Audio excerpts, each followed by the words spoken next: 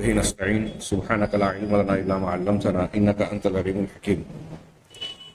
الحمد لله رب العالمين والصلاة والسلام على سيد المرسلين وعلى آله وصحبه أجمعين ومن تبعهم بإحسان إلى يوم الدين. أعوذ بالله من الشيطان الرجيم. بسم الله الرحمن الرحيم. وكم من ملك في السماوات لا تغني شفاعتهم شيئا إلا من بعد أن يأذن الله لمن يشاء ويرضى.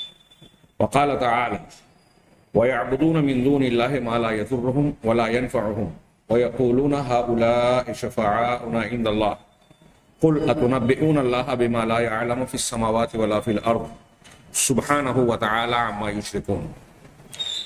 حاضرین گرامی، ایمان بالآخرہ، آخرت پر ایمان سے کے ضمن میں جن امور کو قرآن و حدیث نے ذکر کیا ہے ہم ان کو جاننے کی کوشش کر رہے ہیں۔ 7ویں نمبر پر اس ضمن میں صاحب کتاب نے شفاعت کا ذکر کیا ہے۔ شفاعت، اس کا معنی، مفہوم اور اس سے متعلقہ بعض امور آئیں گے۔ اس سے پیشتر میں صرف اتنا تذکرہ کرنا ضروری سمجھتا ہوں کہ شفاعت کا معاملہ اہل ایمان کو اور لوگوں کو سمجھنا بہت اہمیت کا حامل معاملہ ہے، اس لیے کہ قرآن مجید اور احادیث صحیحہ میں اللہ تبارک و تعالیٰ اور رسول اللہ صلی اللہ علیہ وسلم کی جانب سے شفاعت کی نفی بھی کی گئی ہے کہ لا تقبل منہا شفاعہ، کسی بھی نفس سے قیامت کے دن کوئی سفارش اور شفاعت قبول نہیں کی جائے گی۔ اور پھر بعض نصوص میں، بہت سارے نصوص میں شفاعت کا اس بات بھی کیا گیا ہے کہ شفاعت ہوگی۔ مطلب کچھ شفاعت ایسی ہے جس کی قرآن و حدیث میں نفی کی گئی ہے، اس کو اہل علم کے زبان میں شفاعت باطلہ کہا جاتا ہے، یعنی یہ باطل شفاعت ہے۔ کچھ شفاعت ایسی ہے جس کا قرآن و سنت نے اس بات کیا ہے، جسے اہل علم شفاعت صحیحہ یا شفاعت حقہ کہتے ہیں۔ لیکن بہت سارے لوگ اس ثابت شدہ صحیح اور حق شفاعت اور باطل اور نفی کی ہوئی شفاعت کے درمیان فرق نہیں کرتے۔ یہی وجہ ہے کہ جب اس کی تفریق کو وہ نہیں سمجھ پاتے تو اس مسئلے کو نہ سمجھنے کی وجہ سے قرآن حدیث کو ماننے کے باوجود، کلمہ پڑھنے کے باوجود، دلائل کو جاننے کا دعویٰ کرنے کے باوجود وہ شرک کی وادی میں چلے جاتے ہیں۔ اگر آپ شرک کی تاریخ پڑھیں، اس کے اسباب کا مطالعہ کریں تو شرک کی بہت بڑی وجہ، بلکہ میں اگر یہ کہوں کہ شرک کی تاریخ میں دنیا کے اندر 90% شرکیات کا تعلق شفاعت اور وسیلے کے سلسلے میں غلط فہمی اور غلط عقیدہ ہے، تو شاید غلط نہ ہو۔ قوم نوح میں شرک کا آغاز ہوا، شرک کی بحث آخر میں آئے گی، وہاں شاید اس کا تذکرہ ہو۔ اس کی بنیادی وجہ کیا تھی؟ اللہ تبارک و تعالیٰ نے سورہ نوح میں ذکر کیا کہ وہ آپس میں کہتے تھے لا تذرن آلہتکم، اپنے معبودوں کو بالکل نہیں چھوڑنا، ولا تذرن ودا ولا سواع ولا یغوث ویعوق ونسرا، ود، سوا، یغوث، یعوق، نسر، ان لوگوں کو تم بالکل اور ہرگز نہ چھوڑنا۔ اہل علم نے کہا کہ یہ قوم نوح کے نیک اور صالح لوگ تھے، اچھے لوگ تھے۔ حضرت ابن عباس رضی اللہ تعالیٰ عنہ کا قول اور اس آیت کی تفسیر صحیح بخاری میں موجود ہے۔ وہ کہتے ہیں کہ یہ 5 لوگ قوم نوح کے صالحین تھے۔ جب ان کا قریب مدت میں انتقال ہو گیا، ان کی وفات ہو گئی، تو شیطان نے آ کر قوم کے لوگوں کو ورغلایا، ان کے دل میں یہ بات ڈالی کہ یہ اچھے لوگ تھے، دنیا سے چلے گئے، رخصت ہو گئے، ان کی کچھ یادگار بنا لو، ان کی تصویر، مجسمہ اگر آپ بنائیں گے تو ان کو دیکھ کر ان کا عمل، کردار تمہارے لیے تازہ ہوگا اور تم ان کو اپنا نمونہ بنا سکو گے، قدوہ بنا سکو گے۔ قوم نے کہا بات تو اچھی ہے، چنانچہ انہوں نے ایسا کر ڈالا۔ یہ ابھی بدعت تھی، دین میں نیا کام تھا جس کی اجازت نہیں تھی۔ اب اس بدعت کو جب قوم نے اختیار کیا تو حضرت ابن عباس رضی اللہ تعالیٰ عنہ اور دوسرے بہت سارے علماء کہتے ہیں کہ اب وہ قوم جس نے بتوں، مجسموں کو بنایا تھا وہ گزر گئی، اور اگلی نسل آئی، اگلی نسل کے لوگوں کو آ کر شیطان نے یہ سبق پڑھایا، پاٹھ پڑھایا کہ تم کو جو تمہارے باپ دادا نے یہ جو ان مجسموں کو بنایا، تصویروں کو بنایا، یادگار کے لیے محض نہیں بلکہ وہ ان کی عبادت کرتے تھے اور ان کے ذریعے سے اللہ کی قربت چاہتے تھے، ان کو وسیلہ اور سفارشی مانتے تھے۔ حضرت ابن عباس رضی اللہ تعالیٰ عنہ کے جملے ہیں آخری، فلما نسی العلم عبیدت، جب علم کو بھلا دیا گیا۔ ہاں، گمراہی کی بنیادی وجہ جہالت ہے، علم ہوگا تو گمراہی نہیں آئے گی۔ حضرت ابن عباس کہہ رہے ہیں کہ جب علم کو بھلا دیا گیا عبیدت، تو ان کی عبادت کی جانے لگی۔ یہ روئے زمین کا پہلا شرک تھا۔ دنیا کی تاریخ میں پہلے انسان آدم علیہ السلام ہے، جو عام انسان نہیں تھے بلکہ پیغمبر بھی تھے، لہذا وہ توحید پر تھے۔ اور اہل علم کہتے ہیں کہ حضرت آدم سے لے کر نوح علیہ السلام کی درمیان 10 نسلیں تھیں، 10 پشتیں تھیں۔ ان میں دوسرے گناہ تو پائے جاتے تھے، قتل تھا، چوری تھی، ایک دوسرے سے جھگڑا لڑائی، غیبت چغلی، جو بھی دوسرے گناہ، لیکن شرک اور کفر نہیں تھا اس وقت تک۔ سب سے پہلے شرک کا آغاز قوم نوح سے ہوا، اور آپ دیکھ رہے ہیں کہ کس وجہ سے ہوا۔ بدعت کو اختیار کیا، وہ بدعت شرک کا ذریعہ بنی۔ بدعت کیا اختیار کی؟ بزرگان دین کی تصویریں بنائی، مجسمے بنائے۔ اب آج اس کی ایک شکل یہ ہے کہ ان کی قبروں کو پختہ بنا لیا جائے، قبروں پر مزار اور مشاہد بنا لیے جائیں، تو ان کی قبروں کو یا ان کے مجسموں کو مخصوص حیثیت دے دی گئی، اگلی نسل نے اس کو پوجنا شروع کر دیا، یعنی ان کو وسیلہ اور سفارشی سمجھ کر۔ میں بتانا یہ چاہتا ہوں کہ اس شفاعت یا سفارش کے غلط عقیدے اور تصور نے ان کو شرک میں مبتلا کیا۔ اللہ کے نبی صلی اللہ علیہ وسلم کے مخاطبین جو تھے، جن کو ہم مشرکین مکہ اور کفار مکہ کہتے ہیں، ان کا شرک بھی کیا تھا؟ وہ بالکلیہ اللہ کا انکار نہیں کرتے تھے۔ اللہ تبارک و تعالیٰ کی قدرت، ربوبیت کے بہت سارے حصوں کو کھلے عام اعتراف کرتے تھے، جس کا تذکرہ قرآن مجید میں موجود ہے۔ لیکن ان کا شرک کیا تھا؟ یہی باطل شفاعت کا اثبات، اور اس بنیاد پر اللہ کے علاوہ دوسروں کی عبادت کرنا۔ آگے آیت آ رہی ہے جس میں ان کا قول ہے، وہ کہتے تھے ما نعبدهم الا ليقربونا الى الله زلفى، ہم ان معبودان باطلہ کی، ہم ان بتوں کی اور بزرگوں کی پرستش کیوں کرتے ہیں؟ محض اس وجہ سے کہ یہ ہم کو اللہ سے قریب کر دیں گے۔ یعنی اصل مقصود اللہ کی ذات، اللہ کی قربت مقصود ہے، لیکن اللہ کی قربت کے لیے واسطہ، وسیلہ، ذریعہ شفاعت ان کی ملے گی تو ہم اللہ کے زیادہ قریب ہو جائیں گے۔ یہ ان کا عقیدہ تھا۔ میں کہنا یہ چاہ رہا ہوں، اس درس کے آغاز سے پہلے اس مسئلے کی اہمیت کی طرف اشارہ کرنا چاہتا ہوں کہ آج ہمارے ارد گرد بعض گروہ، بعض افراد ایسے جو پائے جاتے ہیں، جو قبروں کی پوجا کر رہے ہیں، بزرگان دین، اولیاء اور صالحین کے سلسلے میں غلو کر رہے ہیں، انبیاء کرام علیہم الصلوۃ والسلام اور جو بھی اللہ کے ایسے نیک بندے، وہ فرشتوں کے تعلق سے ہو یا دیگر بندگان خدا ہوں، ان کے تعلق سے جو غلو کا شکار ہو کر شرک میں پڑتے ہیں، ان کا پہلا شبہ اور غلط فہمی جہاں پیدا ہوتی ہے وہ یہی شفاعت کے تعلق سے غلط عقیدہ۔ لہٰذا میں یہ جو بیان کر رہا ہوں، اس سے آپ اندازہ لگا سکتے ہیں کہ اس کا سمجھنا توحید اور شرک کے بارے میں باب میں کتنی اہمیت کا حامل مسئلہ ہے۔ اسے نہ سمجھنے سے آدمی توحید سے نکل کے شرک میں چلا جاتا ہے، اور اسے پتہ ہی نہیں چلتا کہ میں مشرک ہو گیا، شرک کر رہا ہوں۔ شفاعت کا لغوی معنی پہلے انہوں نے بیان کیا کہ وسیلہ اور طلب۔ وسیلہ ہم اردو میں بھی استعمال کرتے ہیں، طلب بھی، وسیلہ کی جمع وسائل، ذریعہ، اور طلب کسی چیز کو چاہنا۔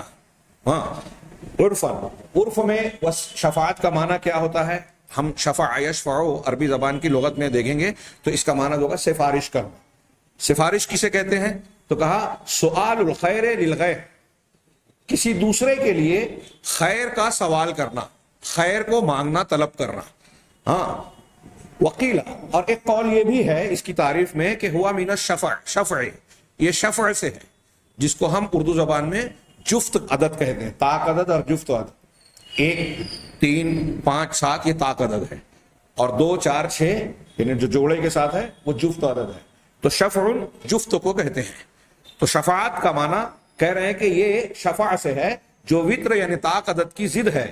فَكَأَنَّ الشَّافِعَ ضَمَّ سُؤَالَهُ إِلَى سُؤَالِ الْمَشْفُوعِ لَهُ۔ اب ہم جب کسی کو سفارشی بناتے ہیں تو وہ یہ کہہ رہے ہیں کہ سفارش کرنے والا جب کوئی کسی کی سفارش کرتا ہے تو مانگنے میں مشفوع لہو، جس کے لیے سفارش کر رہا ہے، اس کے ساتھ جڑ جاتا ہے، اس کو جفت بنا دیتا ہے۔ ایک چیز میں کسی سے مانگنے جا رہا ہوں اور کسی سے کہہ رہا ہوں کہ بھائی میری ذرا سا سفارش کر دیجئے، تو میں سوال کر رہا ہوں، میں مانگ رہا ہوں، لیکن ساتھی نے جب مجھ سے کہا کہ ہاں یہ ایسا ایسا ہے، اس کا مستحق ہے، یہ ہے، میں سفارش کرتا ہوں کہ اس کو دے دو، تو گویا میرے مانگنے کے ساتھ ساتھ اس کی سفارش بھی شامل ہو گئی اور وہ 2 ہو گئے۔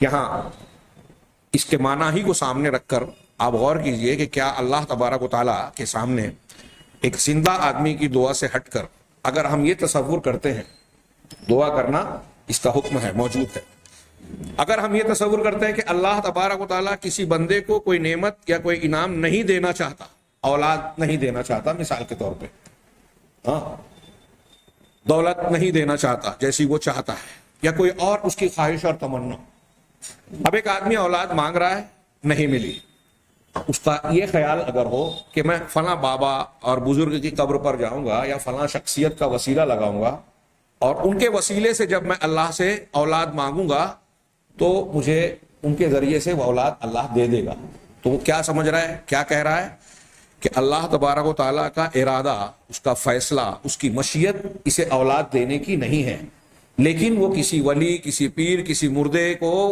سفارشی بنا کر اپنے عقیدے کے مطابق، اللہ نے نہیں بنایا، یہ خود بنا رہا ہے، تو اس کو جب بیچ میں ڈال دیا تو ایسا تصور اور عقیدہ رکھتا ہے کہ اب اللہ تعالیٰ جو اولاد دینا نہیں چاہتا، اس کے بیچ میں پڑنے کی وجہ سے دینے پر مجبور ہو جائے گا یا اپنا ارادہ اور فیصلہ بدل لے گا۔ کیا اللہ کے بارے میں یہ عقیدہ درست ہو سکتا ہے؟ اگر ایسا ہوتا تو کیا اللہ کے بارے میں یہ کہا جائے گا کہ فعال لما یرید ہے، اللہ جو چاہتا ہے، جو ارادہ اور مشیت اس کی ہوتی ہے وہی کرنے والا ہے، اس کے ارادے کو کوئی بدل نہیں سکتا، کوئی ٹال نہیں سکتا، ہمارے عقائد کی بنیادوں میں ہے یہ، اور اللہ کے کئی ناموں کے یہ معنی میں۔ اللہ تبارک و تعالیٰ، ہم نے پیچھے ملائکہ پر ایمان میں پڑھا کہ جب اللہ تبارک و تعالیٰ کسی فیصلے کا، وحی کا ارادہ کرتا ہے تو فرشتوں پر ایسی ہیبت طاری ہوتی ہے کہ وہ لرزنے اور کانپنے لگتے ہیں، آسمان تھرا جاتا ہے اور فرشتے بے ہوش ہو کر گر پڑتے ہیں۔ سب سے پہلے جبرائیل علیہ السلام کو ہوش آتا ہے۔ فرشتے جو پاکیزہ مخلوق ہیں، نورانی مخلوق ہے، جن کے اندر معصیت اور گناہ کا مادہ ہے ہی نہیں، ان کا یہ معاملہ ہے کہ اللہ کے فیصلے اور اس کی وحی کے وقت ایسی دہشت طاری ہوتی ہے، اور جب ہوش آتا ہے جبرائیل علیہ السلام کو اللہ وحی کر کے بتاتا ہے کہ میرا یہ فیصلہ ہے، فرشتے پوچھتے ہیں ان سے ماذا قال ربکم، قرآن نے کہا تمہارے رب نے کیا کہا، اور حضرت جبرائیل بتاتے ہیں اور کہتے ہیں کہ حق کہا، سارے فرشتے کہتے ہیں کہ قالوا الحق وهو العلی الکبیر، سورہ سبا کی آیت میں ہے کہ جو اللہ نے کہا وہ حق ہے اور وہ علی ہے، بلند ہے، الکبیر ہے، بڑا۔ کیا فرشتوں کی یہ حالت ہوتی ہے اللہ کے کسی فیصلہ سنانے اور ارادہ کرنے ہی کے وقت صرف، تو کوئی انسان اللہ کے کسی فیصلے پر اعتراض کر سکتا ہے کہ اللہ تیرا فیصلہ یہ ہے، نہیں اس فیصلے کو بدل کے ایسا کر دے؟ شفاعت کا جو معنی ہم دنیا میں سمجھتے ہیں، یہ معنی مفہوم اللہ تبارک و تعالیٰ کے لیے کسی بھی طور پر ٹھیک ہو ہی نہیں سکتا۔ دنیا میں انسانوں کے درمیان جو شفاعت کا یا سفارش کرنے کا رواج ہے، طریقہ ہے کہ آپ کو کسی کمپنی میں نوکری چاہیے، ہاں، کسی بڑے آدمی کے گھر پہ آپ اپنے گھر کا رشتہ کرنا چاہتے ہیں، بادشاہ کے پاس جو ہے کچھ کام چاہتے ہیں، کوئی انعام چاہتے ہیں، اس کے دربار میں رسائی چاہتے ہیں، تو ایسی تمام شکلوں میں کسی پہچان کے آدمی کو یا کسی ایسے انسان کو جس کا اس پر دباؤ ہو، آپ جستجو اور تلاش کرتے ہیں کہ فلاں کی بات کو سیٹھ صاحب یا کمپنی کا مینیجر یا مالک ٹالے گا نہیں، اس لیے اس کو بیچ میں ڈالا جائے۔ علامہ ابن عثیمین نے شفاعت کا لغوی معنی یہی کیا جو یہاں دوسرا معنی بتایا کہ جعل الشیء شفعا، کہ کسی چیز کو جفت بنا دینا، دوہرا بنا دینا، اور اصطلاح میں شفاعت کا معنی ہوتا ہے التوسط للغیر بجلب منفعت او دفع مضرہ، کہ کسی فائدے کو حاصل کرنے کے لیے، فائدہ اٹھانے کے لیے، یا اپنے آپ یا نقصان سے بچانے کے لیے کسی دوسرے کو اپنے کام کے، اپنے معاملے کے بیچ میں ڈالنا، واسطہ بنانا۔ گویا اس کا جو لغوی معنی ہے وسیلہ اور واسطہ، وہ یہاں ثابت ہو رہا ہے۔ گویا شفاعت اور وسیلہ اور واسطہ دونوں ایک ہی چیز ہے، یا ایک دوسرے کے لازم و ملزوم، جس کو اصطلاح میں ہم وسیلہ کہتے ہیں، اور اس کا نتیجہ یہ ہوتا ہے کہ آپ کسی کو سفارشی بنا رہے ہیں۔ تو انہوں نے، شیخ ابن عثیمین نے اس کی تعریف کی کہ نفع حاصل کرنے کے لیے یا نقصان سے بچنے کے لیے، اپنے آپ کو بچانے کے لیے، نقصان دہ چیزوں کو ہٹانے کے لیے آپ کسی دوسرے کو واسطہ بنائیں، بیچ میں ڈالیں، التوسط للغیر، دوسرے کو واسطہ بنائیں۔ اور اس کی جو لغوی معنی یا لفظی طور سے لغت میں جو لفظ استعمال ہوا اس سے اس معنی کا تعلق ظاہر ہے کہ جب آپ کسی کو سفارشی بنا رہے ہیں، کسی کو شفاعت کے لیے مقرر کر رہے ہیں فائدہ حاصل کرنے یا نقصان سے بچانے کے لیے، تو گویا آپ اس کو بیچ والا بنا رہے ہیں، متوسط بنا رہے ہیں، عام سادہ لفظوں میں کہے کہ اس کو واسطہ بنا رہے ہیں. ہاں، اور اس بنیاد پر آپ اور وہ اپنی طلب میں اپنے خواہش کو پورا کرنے کے سلسلے میں ڈبل ہو گئے، جفت عدد ہو گئے، اکیلے نہیں رہے. یہ شفاعت کا معنی بیان کیا. آگے یہ کہہ رہے ہیں کہ شفاعت جب اس کی شرطیں موجود ہوگی، صاحب کتاب نے بہت ہی اختصار کے ساتھ یہ بحث ذکر کی ہے، صرف 2-2.5 صفحے. میں پیغام قرآن کا ہمارا درس مسلسل جاری ہے، اس کی ریکارڈنگ ہوتی ہے یوٹیوب چینل پہ، ہمارے حافظ صاحب اسے ڈالتے ہیں. تو آیت الکرسی کی تفسیر 20 سے زیادہ دروس میں ہوئی، اس میں من ذا الذی یشفع عندہ الا باذنہ میں یہی شفاعت اور وسیلے کا بیان میں نے کیا ہے. اور چونکہ وہ درس کے لیے ہے اور اس کی طلب یہ ہے کہ عقیدے سے متعلق باتوں کو تفصیل سے بیان کیا جائے، اس لیے متعدد دروس میں وسیلے اور شفاعت کی بحث اس میں نے بیان کی ہے. اللہ تعالیٰ اسے قبول فرمائے. میں صرف اس لیے تذکرہ کر رہا ہوں کہ اس کی تفصیلی باتیں کہ اس سے متعلقہ امور، دلائل، اور کچھ لوگ غلط شفاعت کو بیان کرنے کے لیے جو عقلی دلیلیں دیتے ہیں، ہاں اسی طرح قرآن حدیث کی صحیح دلیلوں سے غلط استدلال کرتے ہیں، دلیل صحیح ہے لیکن معنی غلط بتاتے ہیں، یا ضعیف اور موضوع روایتوں کو جو پیش کرتے ہیں اس میں کافی چیزوں کو گھیرنے کی ہم لوگوں نے کوشش کی ہے. لہذا میں چاہوں گا، گزارش کروں گا کہ اس بحث کو، اس مسئلے کو سمجھنے کے لیے ان دروس کی طرف ضرور مراجعہ کریں، یا کم از کم اس سلسلے میں لکھی ہوئی کتابوں میں سے کسی کتاب کو تفصیلی طور پر اہل سنت کے معتبر علماء میں سے، جیسے علامہ البانی رحمہ اللہ کی کتاب ہے مشروع اور غیر مشروع وسیلہ شفاعت، اور ایسی اور بھی کئی کتابیں ہیں، ان میں سے 1-2 کتاب کا مطالعہ ضرور کرنا چاہیے ہر مسلمان مرد اور عورت. جیسا کہ میں نے کہا کہ ایسا اس مسئلے کو نہ سمجھنے کی وجہ سے کئی قسم کا شرک مسلمانوں کے عقیدے میں داخل ہو جاتا ہے، غلط فہمی. اور ہمارے ہندوستانی ماحول میں چونکہ یہ بڑا عام ہے، بعض شرکیات جو زبان سے ادا کی جاتی ہیں، عمل میں اختیار کی جاتی ہیں، وہ عام ہیں. یہاں تصوف کا، بریلویت کا دورہ ہے، اور ان کے جلوں میں، بلکہ جو ان سے ہٹ کر ہیں فضائل اعمال بتانے والے، ان کے یہاں تصوف کے اثرات کی بنیاد پر وسیلے کی بہت بڑی، ہمارے ہاں جیسے مثال کے طور پہ بریلویوں کو ہم قبر پرست جانتے ہیں، دیکھتے ہیں، وہ بالکل کھلا ہوا معاملہ ہے. اہل تصوف میں وحدت الوجود اور اتحاد کا عقیدہ ہے، یہ بہت سے لوگ ماننے کو تیار نہیں ہیں آج، لیکن وہ کھلا معاملہ ہے، کوئی جانے مانے نہ مانے. ہمارے ہاں جو حضرات دیوبندی کہلاتے ہیں، یہ ٹھیک ہے کہ عقیدے کے سلسلے میں ان سے وہ الگ ہیں بریلویوں سے بظاہر، لیکن کئی مقامات پر ہم دیکھتے ہیں کہ ان کے یہاں بھی اس سلسلے میں عقیدے کی خرابی پائی جاتی ہے. اب عقائد علماء دیوبند جو دیوبند سے چھپی ہوئی ہے، معتبر ان کے یہاں ہے، اور ان کے یہاں علماء کے اعمال دیکھیے، اہل تصوف کا عمل دیکھیے. وسیلے کے باب میں ان کے یہاں اللہ کے نبی صلی اللہ علیہ وسلم کا وسیلہ، آپ کی شخصیت کا وسیلہ لگا کر دعا مانگنے کا عقیدہ ان کے یہاں متحقق اور مقبول ہے، اس کو صحیح مانتے ہیں. اور حیرت کی بات یہ ہے، دوسروں کی بات چھوڑیے، ہم پر اگر یہ الزام لگے کہ آپ مسلکی اختلاف کی بنیاد پہ کہہ رہے ہیں کہ اہل الحدیث ہیں، قرآن و حدیث کو ماننے والے، تو میں یہ ذکر کروں جس کو جان کر بہت سارے دیوبندی حضرات کو بھی غالباً تعجب ہوگا کہ ان کے علماء یہ جو عمل کر رہے ہیں، حضرت امام ابو حنیفہ رحمہ اللہ، امام ابو یوسف رحمہ اللہ، امام محمد رحمہ اللہ، ان کے نزدیک کسی بھی شخصیت کا وسیلہ لگا کر دعا مانگنا حرام ہے، چاہے وہ انبیاء اور رسول کی شخصیات کیوں نہ ہو.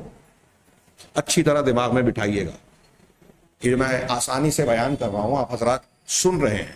بہت سے لوگ یہ مانیں گے نہیں، اس لیے کہ ان کو یہ بات ہضم نہیں ہوگی. کیوں؟ ان کے یہاں دلیل کی بنیاد پر دین سمجھنے کا مزاج نہیں دیا گیا، تقلیدی مزاج دیا گیا کہ ہمارے اتنے بڑے بزرگ، اتنے علماء، اتنی تعداد کے لوگ کر رہے ہیں تو کیا غلط ہوگا.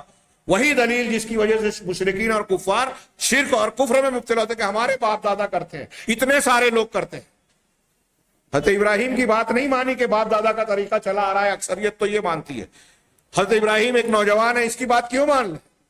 یہی دلیل آج ہمارے یہاں بہت سارے لوگوں کے یہاں قابل قبول ہے. نتیجہ الگ ہو سکتا ہے، طریقہ ایک ہی ہے.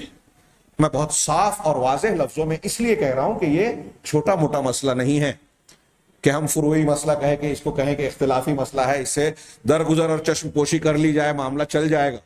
یہ عقیدے کا معاملہ ہے، توحید اور شرک کا معاملہ ہے. اور اگر آپ کے عقیدے میں، جیسا کہ ہم جانتے ہیں، بار بار پڑھتے ہیں کہ اگر شرک پر کوئی آدمی مر گیا تو اس کا کوئی بھی نیک عمل اللہ کے یہاں قابل قبول نہیں ہوگا، اور شرک اکبر پر مرا تو کبھی بھی جہنم سے نہیں نکلے.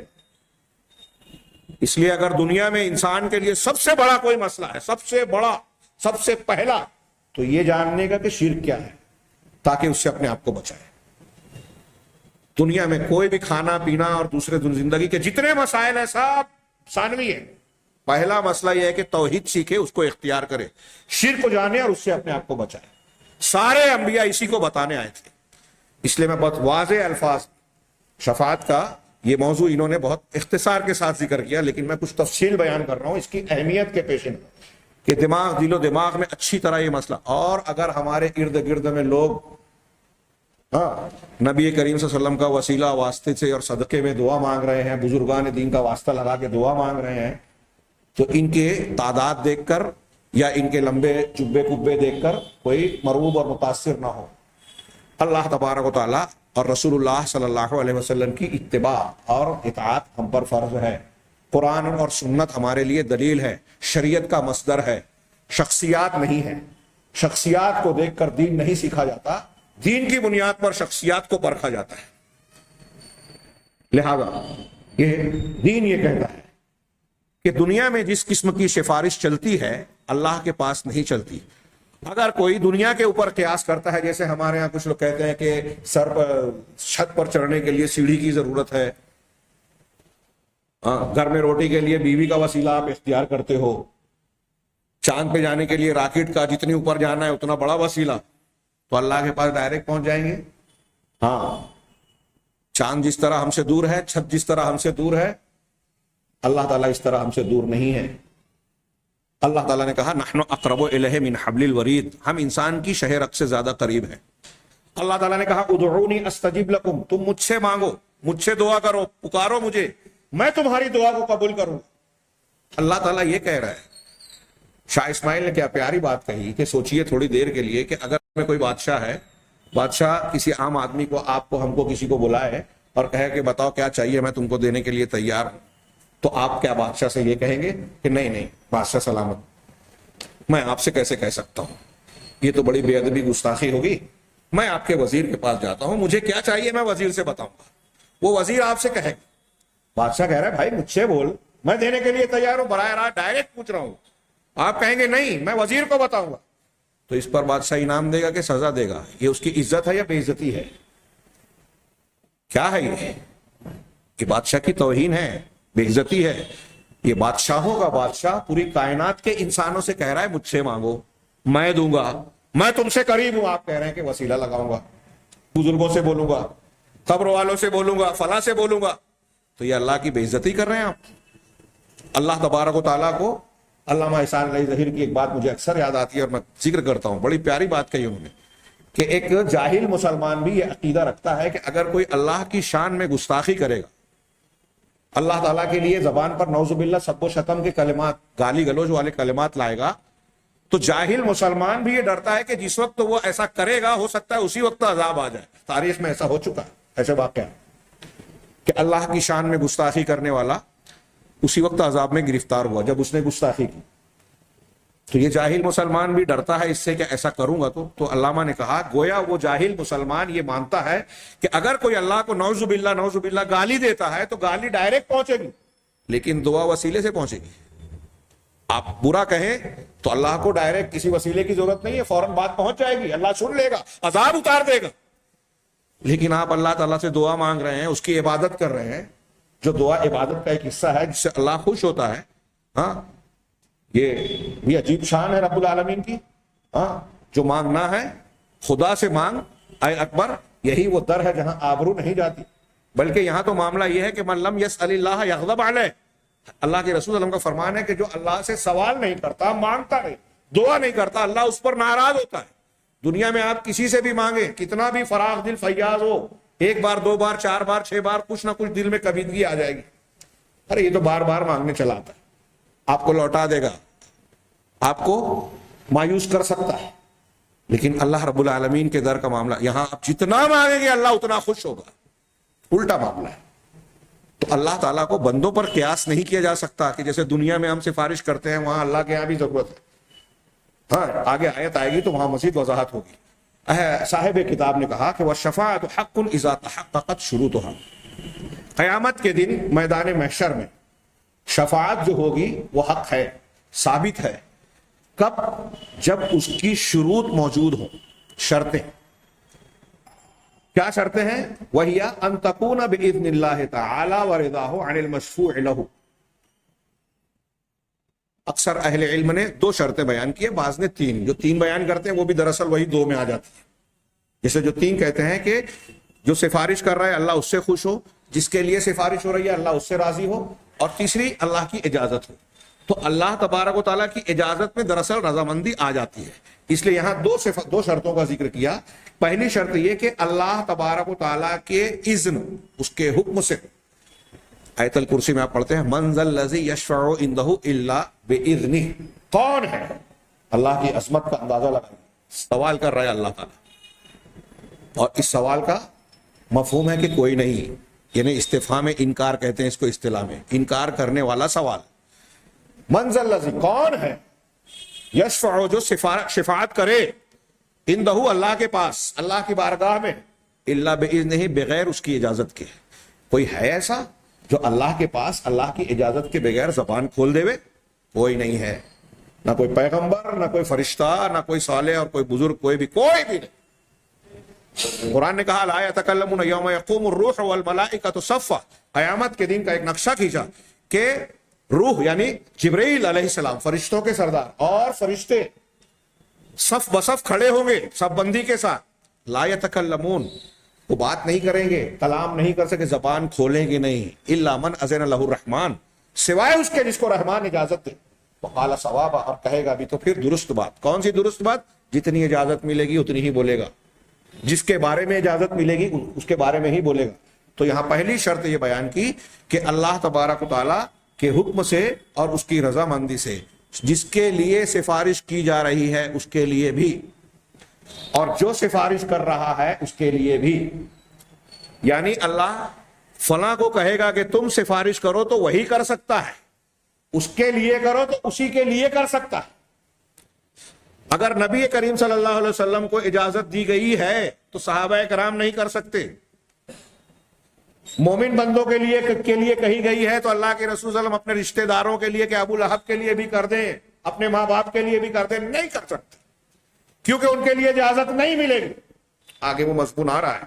تو مشفوع لہو کے لیے اجازت ہونا چاہیے. اللہ تعالیٰ نے فرمایا, قرآن کی سورہ نجم کی آیت ہے جو میں نے پڑھی شروع میں, وَكَم مِّن مَلَكٍ فِي السَّمَاوَاتِ, آسمانوں میں کتنے فرشتے ہیں, لا تغنی شفاعتهم شیئا, ان کی شفاعت, ان کی سفارش کچھ بھی فائدہ نہیں دیتی, کچھ بھی. شیئا, فرشتوں کی سفارش کچھ کام نہیں آئے گی. اس آیت میں کہا گیا مگر کس کو آئے گی کام؟ الا من بعد ان یأذن اللہ لمن یشاء ویرضی, ہاں سوائے اس کے بعد کہ اللہ تبارک و تعالیٰ اجازت دے جس کو اللہ چاہے اور جس کو اللہ پسند کرے, جس سے راضی ہو. مشیت اللہ کی ہوگی اور اللہ کی رضا. دنیا کی سفارش ایسی ہوتی ہے کیا؟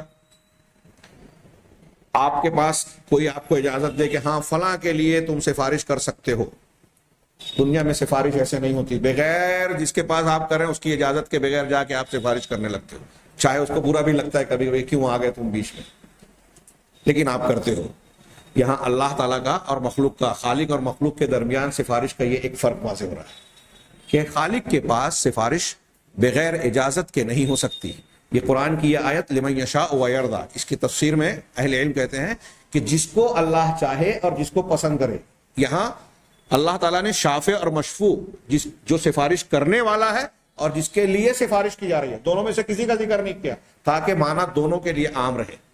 یعنی جس کو اجازت دے گا کہ تم سفارش کرو وہی کر سکے گا, جس کے لیے اجازت دے گا صرف اسی کے لیے کر سکے گا. ہاں ففی هذه الآیہ الکریمہ, اس آیت کریمہ میں اللہ تبارک و تعالیٰ نے یہ کہہ رہے ہیں کہ 2 شرطیں بیان کی ہیں شفاعت ہونے کی 2 شرطیں. پہلی شرط کیا ہے کہ اللہ تبارک و تعالیٰ کی اجازت سفارش کرنے والے کے لیے، شفاعت کرنے والے کے لیے کہ وہ شفاعت کرے، اس لیے کہ شفاعت جو ہے وہ اللہ تبارک و تعالیٰ کی ملک اور اس کے اختیار کی چیز ہے. اللہ اس کا مختار ہے، مختار کل. ہاں قرآن میں ارشاد ہے سورہ زمر کی آیت میں قل للہ الشفاعۃ جمیعا، آپ کہہ دیں کہ شفاعت کا پورا اختیار صرف اللہ کے ہاتھ میں. اس آیت کو پوری آگے آ رہی ہے اگلے صفحے پہ، آگے ہی کی آیت میں ہے کہ آسمان اور زمین کی ساری سلطنت، اقتدار و اختیار صرف اللہ کے ہاتھ میں ہے. جب سارا اختیار اللہ کے ہاتھ میں ہے تو سفارش بھی ایک چیز ہے جس کا اختیار اللہ کے ہاتھ میں ہے. اللہ کے پاس سفارش اللہ کا اختیار ہے. ہمارے اور آپ کے چاہنے سے آپ یہ سوچیں کہ میرے دادا بہت نیک انسان تھے، میں اپنے دادا کو پکاروں، وہ قیامت کے دن میری سفارش کر لیں گے، آپ کے چاہنے سے، آپ کے کہنے سے نہیں ہو سکتا.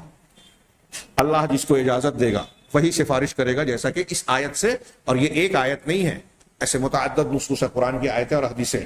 دوسری شرط جو اس آیت میں بیان کی گئی ہے رضا عن المشفوع فیہ، اللہ تبارک و تعالیٰ کا راضی ہونا مشفوع فیہ، جس کے لیے سفارش کی جا رہی ہے اس کے بارے میں اللہ کی پسندیدگی اور رضامندی کہ وہ اہل توحید میں سے ہے، کہ بأن یکون، اس طور پر اللہ اس سے کس سے راضی ہوگا؟ آیت میں کہا گیا نا کہ اللہ جس کو چاہے گا اور جس کو پسند کرے گا، جس سے راضی ہوگا اس کے لیے سفارش. تو کس کو پسند کرے گا اللہ؟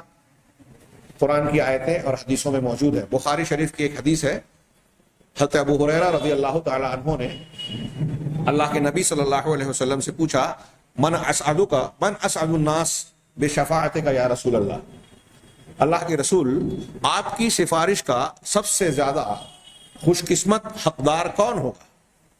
اس سوال پر اللہ کے رسول صلی اللہ علیہ وسلم نے حضرت ابو ہریرہ کی تعریف بھی کی کہ مجھے اندازہ تھا کہ تم ہی یہ مجھ سے سوال کرو گے، کیونکہ اے ابو ہریرہ میں تمہیں علم کے معاملے میں حریص پاتا ہوں، بڑا شوق والا. حضرت ابو ہریرہ کو شوق تھا حدیثیں سننے کا، علم کے حاصل کرنے کا، جاننے کا. اللہ کے رسول نے تعریف بھی کی اور اس کے بعد جواب دیا کہ اسعد الناس بشفاعتی یوم القیامہ من قال لا الہ الا اللہ خالصا من قلبہ، کہ قیامت کے دن میری سفارش کا سب سے زیادہ حقدار، خوش قسمت وہ ہوگا جو لا الہ الا اللہ کلمہ توحید کو خالصا من قلبہ اپنے دل کے اخلاص اور خلوص کے ساتھ کہتا ہے، صرف زبان سے زبانی جمع خرچ کرتے ہوئے اس کے معنی اور مفہوم کو سمجھا نہیں، اس کی شرائط کو جانا نہیں، اس کے تقاضوں کو پورا کیا نہیں، ایسے نہیں چلے گا. جس نے دل کے خلوص کے ساتھ، دل میں بھی توحید ہو اور زبان پر بھی، تو اس کا اثر عمل میں بھی آئے گا. کسی بھی قسم کا شرک نہ کیا، جو شخص توحید والا ہوگا، لا الہ الا اللہ اخلاص قلب کے ساتھ جس نے کہا ہے، وہ قیامت کے دن میری سفارش کا حقدار ہوگا. یہ ایک دلیل میں نے دی. صحیح مسلم کی ایک دوسری دلیل، اللہ کے نبی صلی اللہ علیہ وسلم نے فرمایا کہ لکل نبی دعوت مستجابہ، ہر نبی کے لیے ایک قبول کی جانے والی دعا رہی ہے. عام طور سے انبیاء کی دعائیں قبول ہوتی، الا ماشاء اللہ، جو اللہ کی مشیت کے خلاف ہوتی ایسی کچھ دعائیں رد ہو. لیکن یہاں جو تذکرہ کیا رسول اللہ صلی اللہ علیہ وسلم نے، صحیح مسلم کی کتاب الایمان میں یہ حدیث ہے، تو یہ ایک گویا اللہ تعالیٰ نے ہر نبی کو ایک اسپیشل خصوصی دعا دی کہ تم مانگو، تم جو مانگو گے دیا جائے گا. تو اللہ کے نبی صلی اللہ علیہ وسلم نے فرمایا کہ لکل نبی دعوت مستجاب، ہر نبی کے لیے ایک مستجاب قبول کی جانے والی دعا رہی. فتعجل کل نبی دعوتہ، ہر نبی نے اپنی دعا کو مانگنے میں جلدی کر لی، یعنی دنیا میں مانگ لی. ہر نبی نے دنیا میں اپنی اپنی دعا مانگ لی. لیکن مجھے جو یہ موقع دیا گیا، خصوصی دعا دی گئی، وَإِنِّي اخْتَبَأْتُ دَعْوَتِي، میں نے اپنی دعا کو، اللہ کے نبی صلی اللہ علیہ وسلم فرما رہے ہیں کہ میں نے اپنی دعا کو، جو مجھے اسپیشل اور خصوصی دعا کا موقع دیا گیا، اس کو میں نے روک لیا. عام زبان میں سمجھنے کے لیے میں کہوں کہ اس کو میں نے ریزرو کر لیا، مؤخر کر دیا، مانگا نہیں. کیوں نہیں مانگا؟ نبی کریم صلی اللہ علیہ وسلم کی امت کے حق میں رحمت کا ملاحظہ فرمائے. ہمارے حق میں کتنے رحیم اور ہے نا رؤوف الرحیم تھے. قرآن نے کہا کہ شفاعۃ لامتی یوم القیامہ، قیامت کے دن میں اپنی امت کی اس کی وجہ سے سفارش کروں گا. تھوڑی دیر کے لیے سوچئے، کسی انسان کو اللہ کی طرف سے یہ کہا جائے، ہم کو آپ کو کہا جائے کہ مانگو تم کو میں دوں گا، ہم کیا مانگیں گے؟ اپنے لیے، اپنے گھر والوں کے لیے۔ نبی صلی اللہ علیہ وسلم اپنے لیے، اپنے گھر والوں کے لیے نہیں مانگ رہے، اس دعا کو روک لیا۔ کس لیے روکا؟ کہ میں یہ دعا قیامت کے دن مانگوں۔ کیوں مانگوں گا؟ اپنی امت کی سفارش کرنے کے لیے، کہ اس دعا کو اللہ تعالیٰ قیامت کے دن قبول کرے۔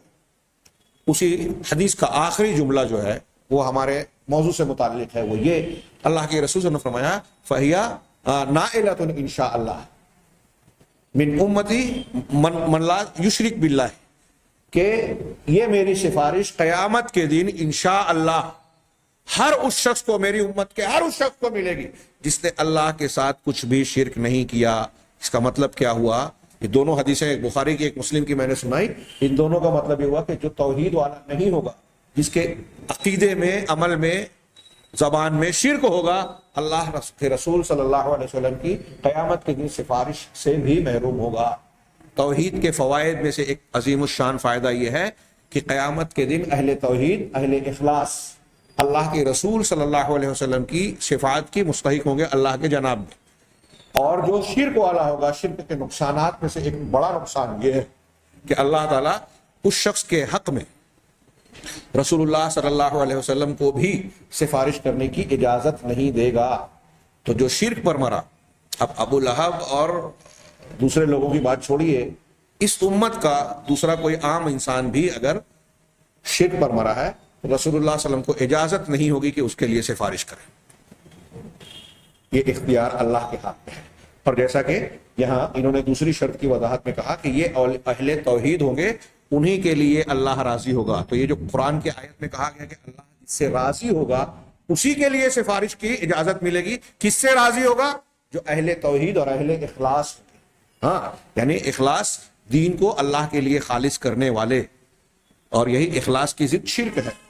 شرک کی گندگی آ گئی تو اخلاص نہیں رہا، اس لیے کہ مشرک کو شفاعت فائدہ نہیں دے گی، جیسا کہ میں نے دو دلیلیں دی، اور یہاں ایک تیسری دلیل قرآن کی دلیل دے رہے ہیں صاحب کتاب، جیسا کہ اللہ تعالیٰ نے ارشاد فرمایا فَمَا تَنْفَعُهُمْ شَفَاعَةُ الشَّافِعِينَ، کہ یہ کفار اور مشرکین کا تذکرہ کرتے ہوئے اللہ نے کہا کہ ان کو سفارش کرنے والوں کی سفارش، شفاعت کرنے والوں کی شفاعت فائدہ نہیں دے گی۔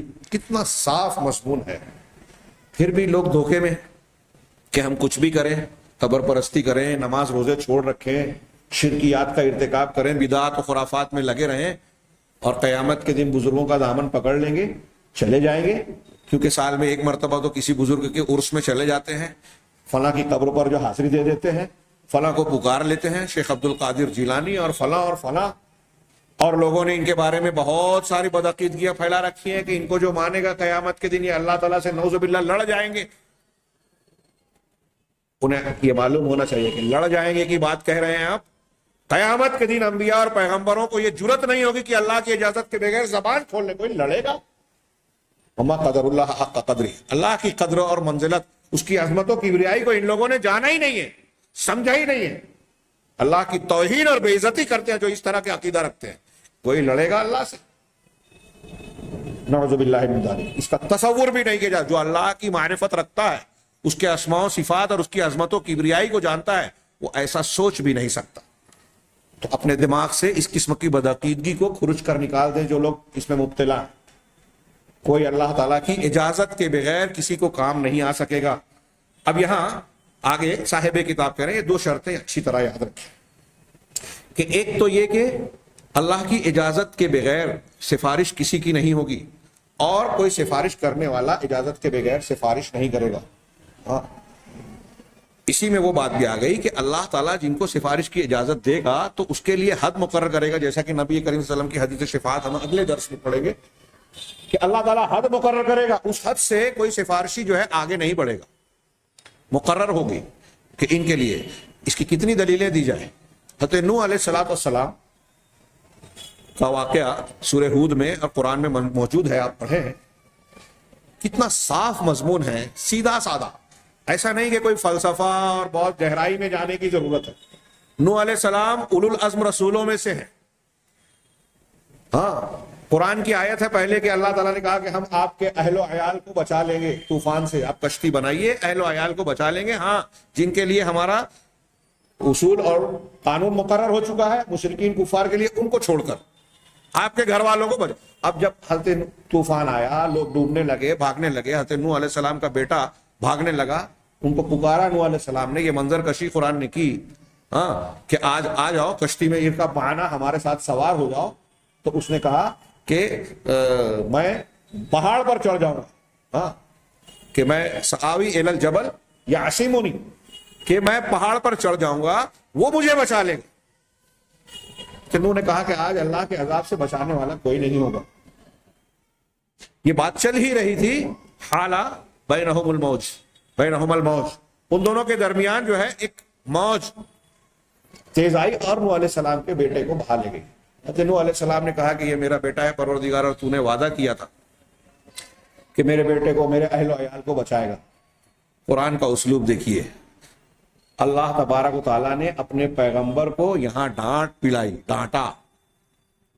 دنیا کا کوئی ولی, دنیا کے سارے اولیاء اور صالحین مل کر کسی پیغمبر کے قدم کے درجے کو نہیں پہنچ سکتے کہ پیر کی مٹی کے برابر. یہ اہل سنت کا متفقہ عقیدہ ہے. جو ایسا عقیدہ نہیں رکھتا وہ اسلام سے باہر ہے. حضرت نوح علیہ السلام تو پیغمبروں میں بھی اولو العزم کا درجہ رکھتے ہیں. اللہ نے ان کو ڈانٹا کہ انی اعیذک ان تکون من الجاہلین, کہ اے نوح تم باز آ جاؤ, میں تم کو وصیت نصیحت کرتا ہوں کہ تم جاہلین میں سے نہ ہو جاؤ. انہ لیس من اہلک, تمہارا یہ بیٹا تمہارے گھر والوں میں سے نہیں ہے, تمہارے اہل و عیال کا حصہ نہیں ہے. انہ عمل غیر صالح, یہ غیر صالح عمل والا ہے, شرک کرنے والا ہے, اس لیے آپ کے گھر کا آدمی نہیں ہے. جو مشرک ہے وہ ہمارا رشتہ دار نہیں.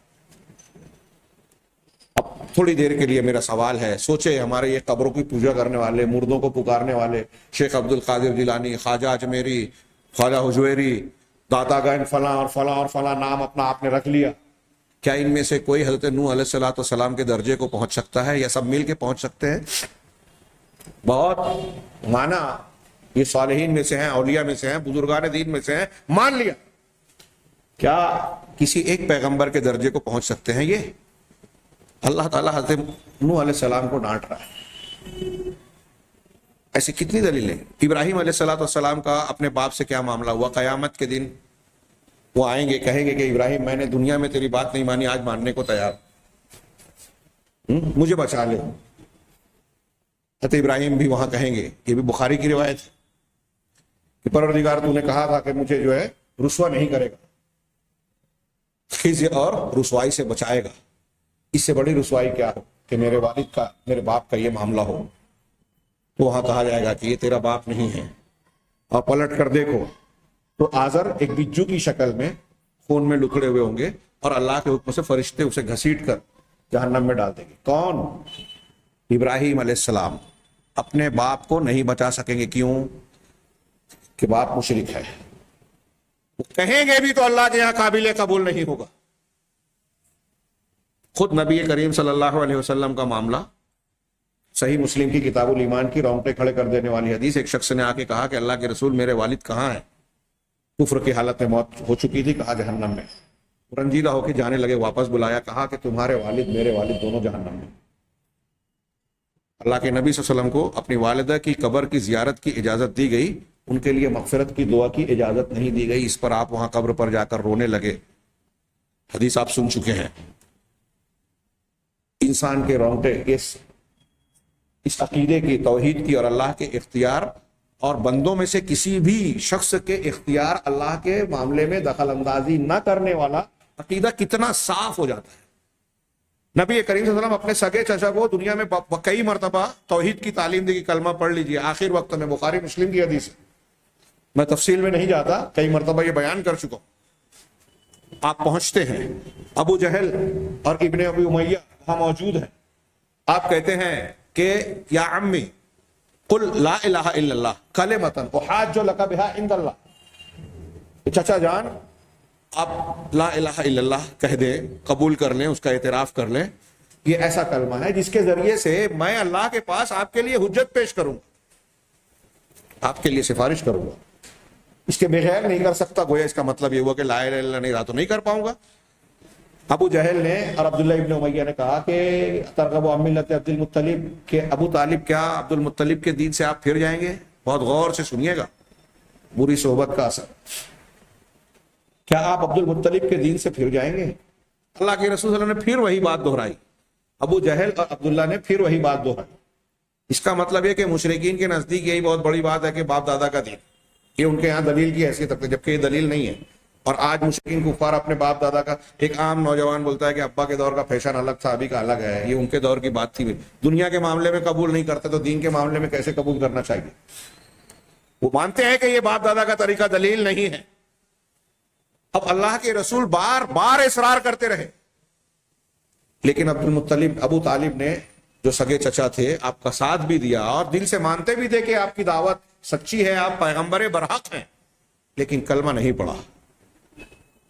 صحیح مسلم کی حدیث میں وضاحت ہے کہ ان کو اس بات کا ڈر تھا کہ آر محسوس ہوا کہ میری قوم اگر میں قبول کر لوں گا ایمان، کلمہ پڑھ لوں گا تو لوگ کہیں گے اپنے باپ دادا کے دین سے پھر گیا۔ یہ آر کا احساس انہیں ایمان لانے سے روک دیا، اور یہ سبب بھی بنے وہاں ظاہری طور پر ان کی بری صحبت۔ نبی کریم صلی اللہ علیہ وسلم نے، میں جو بیان کرنا چاہتا ہوں کہ نبی کریم صلی اللہ علیہ وسلم نے لاکھ کوشش کی، کلمے کی توفیق نہیں دے سکے۔ اس کا مطلب یہ کہ اللہ کے رسول صلی اللہ علیہ وسلم کے ہاتھ میں توفیق دینا نہیں ہے، نمبر ایک۔ کچھ لوگ کہتے ہیں، بریلوی کہتے ہیں کہ اللہ کے رسول مختار کل ہے۔ کیا یہ اختیار، اگر مختار کل ہوتے، سارے اختیارات اللہ کے رسول کے ہاتھ میں ہوتے تو اپنے چچا سے کلمہ نہیں پڑھوا لیتے؟ نہیں پڑھوا سکے۔ اب موت ہو گئی تو کہا کہ میں آپ کے لیے استغفار کی دعا کروں گا، مغفرت طلب کروں گا جب تک مجھے منع نہ کیا جائے۔ گویا اللہ کے رسول کو یہ علم تھا، احساس تھا کہ مجھے منع کیا جائے۔